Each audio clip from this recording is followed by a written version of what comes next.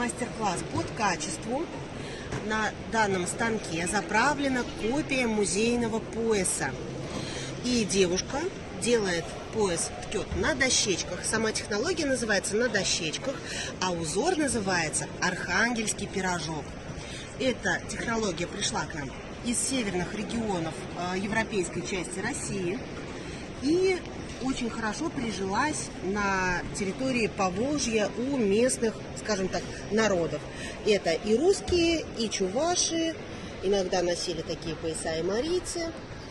В частности, здесь представлены пояса разных народов Поволжья к традиционному костюму, сделанные в разных техниках. Это и ткачество на бердо, это и ткачество на сволочке, и качество на дощечках или карточках, как сейчас называют в современности.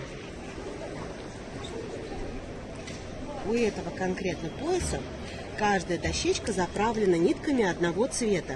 И сам узор формируется с помощью перемещения карточек в ряду. То есть мы карточки меняем между собой местами. За счет этого образуется интересный узор. Причем, обратите внимание, у этого пояса нет лицевой и изнаночной стороны.